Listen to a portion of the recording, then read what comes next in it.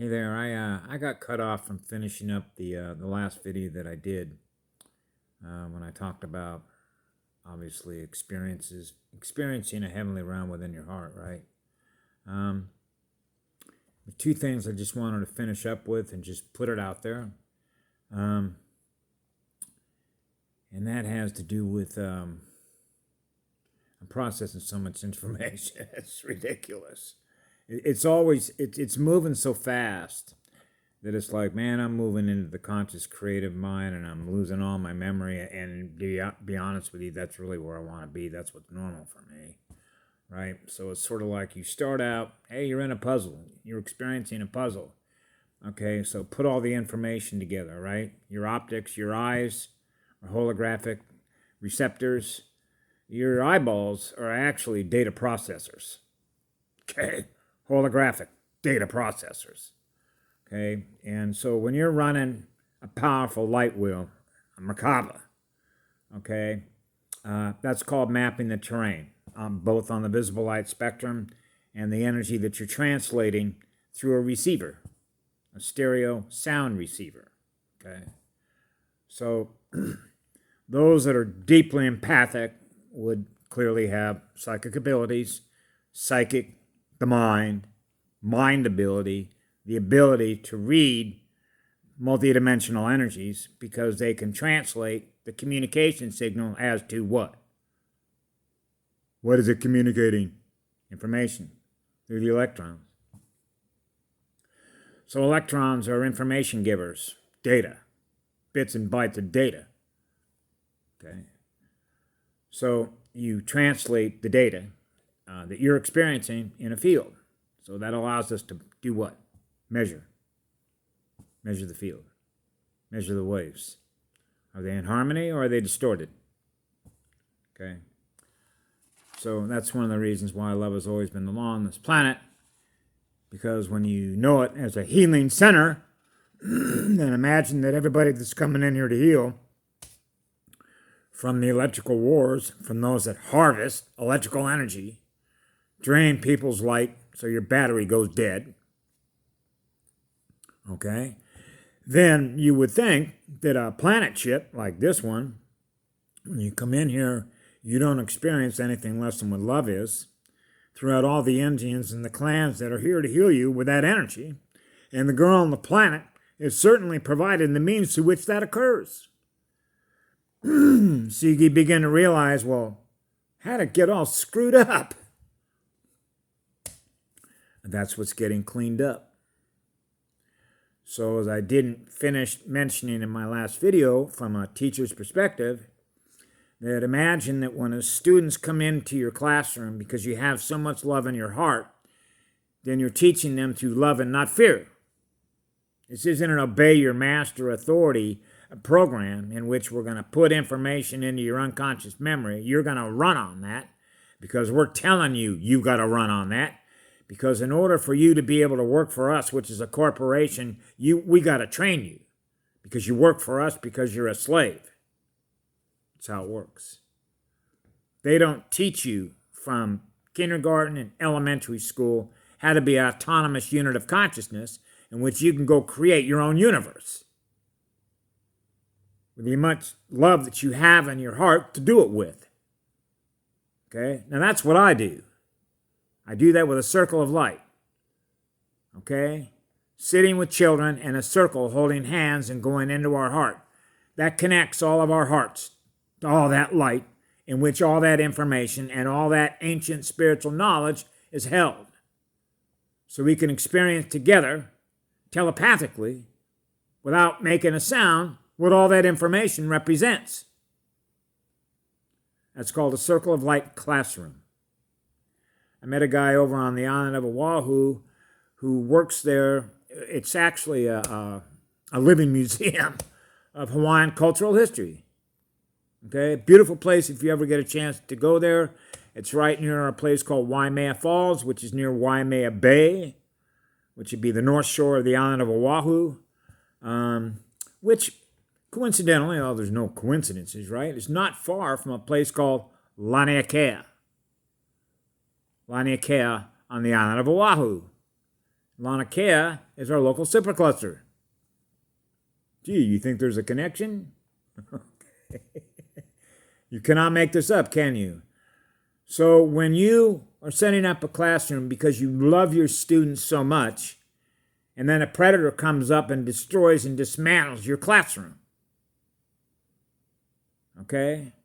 This means that a classroom is set up to teach souls and units of consciousness how to become a light warrior or a lighthouse, in which you learn how to be self-sufficient, which means you are a producer of energy that is broadcasting itself, which means you're never running out of any energy. So you don't have any fear that you're going to run out of any energy, because you are a producer of that energy and giving it away for free, just like the sun does. That means we live in no fear, because we learned how energy works to become what that is through our teachers. So instead of learning through her and the planet how it works, they chose the wrong classrooms. Because all you got to do in biofeedback is gather all the data. When you look at all the students that went into their classrooms, what was the result of what that classroom did? Look at the health of the planet, and that's the result. Instead of producing lighthouses in their universities, they produced parasites, parasitic programming. That's the bottom line, isn't it? So you can imagine an Indian, a shaman, a medicine man, is sitting there in their own home world, a classroom and a healing center, watching schools that are being set up to teach people how to destroy it.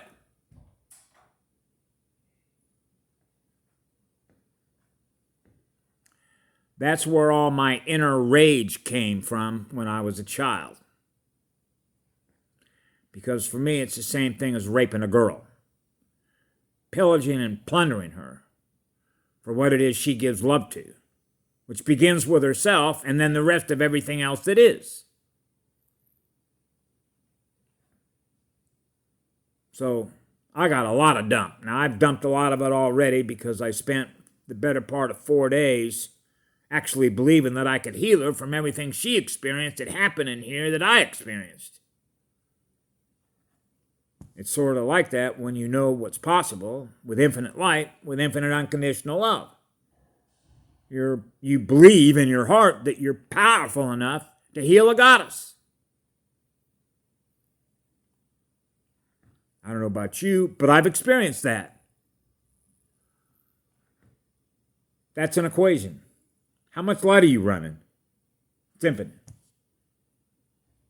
It's a remarkable thing to be able to experience what it's like, where the motivation or the experience that you have in your mind is driven by an obsession to want to give energy away at a rate at which you want to do it.